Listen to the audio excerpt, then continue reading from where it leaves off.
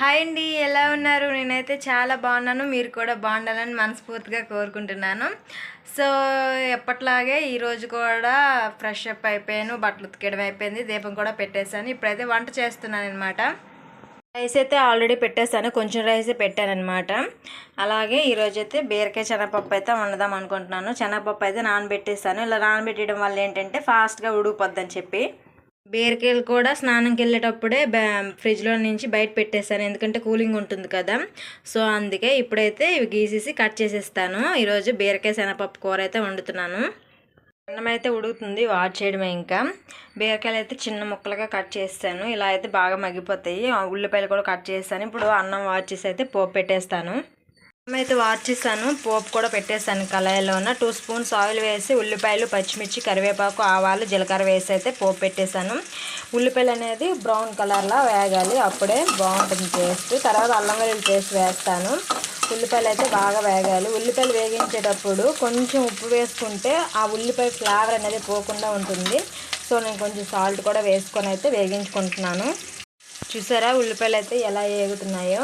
ఇలా brown colour వస్తే చాలు. ఇప్పుడైతే అల్లం వెల్లుల్లి పేస్ట్ కూడా వేస్తాను అనమాట. అల్లం వెల్లుల్లి పేస్ట్ కూడా పచ్చివాసన పోయినంత వరకు వేగించుకోవాలి, అప్పుడే టేస్ట్ అయితే బాగుంటుంది. అల్లం వెల్లుల్లి పేస్ట్ కూడా వేగిపోయింది అనమాట. ఇప్పుడు బీరకాయలు వేసేసి మూత పెట్టేసి సిమ్లో పెట్టేస్తాను. బీరకాయ అనేది తొందరగానే మగ్గిపోతుంది. బీరకాయలు వాటర్ ఉంటుంది కదా, వాటర్ ఇవ్వాల్సిన అవసరం అయితే లేదు. బాగా కలిపేసుకొని మూత పెట్టేయడమే. బీరకాయలు అయితే వేసాను కదా, శనగపప్పు కూడా వేసి. యాక్చువల్గా బీరకాయలు వేయకముందు శనగపప్పు వేయాలి, నేను మర్చిపోయాను అనమాట. సో మీరు బీరకాయలు వేయకముందు శనగపప్పు వేసుకొని కొంచెం వేగించుకుంటే కక్కు స్మెల్ రాకుండా ఉంటుంది, బాగుంటుంది టేస్ట్ అయితే. సో ఇప్పుడైతే శనగపప్పు వేసి బాగా కలిపి సిమ్లో పెట్టేస్తాను. ఎందుకంటే తర్వాత సాల్ట్ వేసామనుకోండి పప్పు అయితే ఉడకదు, అందుకే ఇప్పుడే మగ్గించుకున్నాం అనుకోండి బాగా ఉడుకుతుంది. అందుకే వేసేస్తున్నాను. బాగా కలిపి సిమ్లో పెట్టేస్తాను. సిమ్లో పెట్టేసి అయితే మూత అయితే పెట్టేశాను. ఇక్కడ చూడండి, మిరపకాయ కలవల మిరపకాయ అయితే వచ్చిందనమాట, అందుకే సైడ్కి తీసాను. ఇదైతే మేము తినవచ్చు, పిల్లలు తినకూడదు కదా, అందుకే సైడ్ పెట్టేశాను. ఇదైతే పడేస్తానమాట. ఇప్పుడైతే టమాటాలు కట్ చేయాలి. బీరకాయల కోసం అయితే మూడు టమాటాలు అయితే తీసుకున్నాను. ఇప్పుడైతే ఇవి కట్ చేసేస్తాను. అది మగ్గేలోకి ఇవి కట్ చేసేస్తాను. అది మగ్గిన తర్వాత లాస్ట్లో అయితే టమాటాలు వేసి మగ్గించుకుంటాను. చూసారా బాగా మగ్గుతుందనమాట. బీరకాయ అంత బీరకాయలు కనిపించింది, కొంచెం అయిపోయింది. శనగపప్పు కూడా కొంచెం పెద్దదిగా అయ్యింది చూసారా. సో ఉడుకుతుందనమాట. ఇప్పుడైతే సాల్ట్ అన్నీ వేసేస్తాను. అప్పుడు సిమ్లో పెట్టేస్తే బాగా మగ్గిపోద్ది. 2 స్పూన్స్ సాల్ట్ అయితే వేసుకుంటున్నాను. మాకైతే సరిపోతుంది, ఇంకా సరిపోకపోతే వేసుకుంటాను అనమాట. తర్వాత కొంచెము పసుపు కూడా కొంచెమే వేసుకుంటున్నాను. అలాగే కారం కూడా కొంచెమే వేసుకుంటున్నాను. ఆల్రెడీ పచ్చిమిర్చి అయితే వేసాను కదా, సో ఈ కారం అయితే సరిపోతుంది, మరీ స్పైసీ అవసరం లేదు.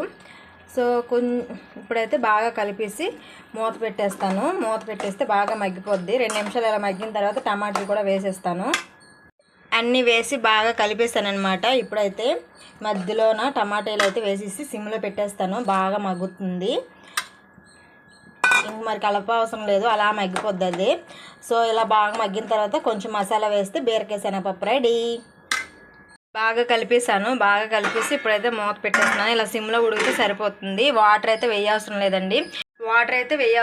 ఎందుకంటే బీరకాయలో చాలా వాటర్ అయితే ఉంటుంది కదా, సో వాటర్ అయితే వేయవసరం లేదు. ఇలా సిమ్లో పెట్టేసి ఉడికించుకుంటే అయిపోతుంది. కూర అయితే చాలా బాగుంటుంది టేస్ట్. మీరు ఎప్పుడు ట్రై చేయకపోతే ట్రై చేయండి. శనగపప్పు ఉడకదు అనుకుంటే కుక్కర్లో పెట్టేస్తే తొందరగా ఉడికిపోతుంది. సో నేను ఎప్పుడు ఇలానే సిమ్లో పెట్టేస్తే ఉడికించుకుంటాను. టేస్ట్ అయితే చాలా బాగుంటుంది. అదైతే మూత పెట్టేస్తాను కదా, ఉడుకుతుంది. మా పిల్లలకి ఎంత లేపినా లేగట్లేదనమాట. ఇప్పుడైతే బలవంతంగా లేపేసి అయితే జడ అయితే వేయాలి. ఆల్రెడీ 7:30 అయితే టైం అయిపోతుంది. మా మోక్ష అయితే 8:30కే స్కూల్కి అయితే వెళ్ళాలి, లేదంటే బయట నుంచి పెట్టేస్తారనమాట. సో అందుకే ఫాస్ట్గా మా మోక్షకి అయితే లేపేసి అయితే ఇప్పుడు జడలు వేసి స్నానం చేసేస్తానమాట. అయిపోయిన తర్వాత పిల్లలు స్నానం చేసి రెడీ చేస్తారండి. తర్వాత అయితే మోక్షకి కొంచెం బిర్యానీ ఉంటే తినిపించేసి అయితే స్కూల్కి పంపించేశాను. మా బావ కూడా తినేసి అయితే వెళ్ళిపోయారనమాట. తర్వాత గిన్నెలు తోమేసి పైకి వెళ్ళి బట్టలు ఆరబెట్టుకొని వచ్చాను. బట్టలు ఆరబెట్టుకుని వచ్చినలోగా మా చిన్న పాప అయితే చిన్న ఘనకార్యం చేసింది. బెడ్ పైన అయితే బొంతలు అన్నీ చేసేసింది అనమాట. సో మళ్ళీ ఆ బొంతలు దుప్పట్లు అన్నీ ఉతికేసి పైకి వెళ్ళి 3rd ఫ్లోర్ అండి ఎక్కి వచ్చినవాడికి మార్నింగ్ లేచినప్పుడు నా ఫేస్ చూడండి. కాసేపు కొంచెం వీడియో అయిపోయి కొన్ని పనులు అయిపోయిన తర్వాత ఫేస్ చూస్తే మొత్తం వాడిపోద్ది అనమాట.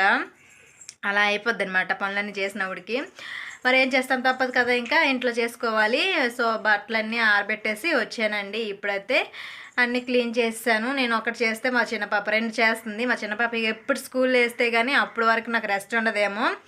సో బట్టలు ఆరబెట్టుకుని ఫస్ట్ అయితే బట్టలు ఉతికేసాను కదా, ఆరబెట్టడానికి వెళ్ళాను. ఆరబెట్టుకుని వచ్చినలోకి అయితే బెడ్ పైన బొంతలు దుప్పట్లు ఒక చేసిందనమాట. సో అవన్నీ ఆరబెట్టుకుని వచ్చాను. ఇంకా ఇంకేం చేయాలంటే బాగా బట్టలు ఉన్నాయి, ఐరన్ చేయాలి, లేదంటే మెషిన్ తీయాలనుకుంటున్నాను. కొన్ని బట్టలు అయితే కుట్టాలనుకుంటున్నాను. సో చూద్దాం. కాసేపు అయితే రెస్ట్ తీసుకున్నాము. తర్వాత మెషిన్ తీయలేదు, బట్టలు ఐరన్ చేయలేదనమాట. అలా ఖాళీగా ఉన్నాము దీనివల్ల. సో తర్వాత అయితే చిన్ను అయితే పడుకున్నది. పడుకొని లేచిన తర్వాత అన్నం అయితే తినేసాము మధ్యాహ్నంకి అయితే.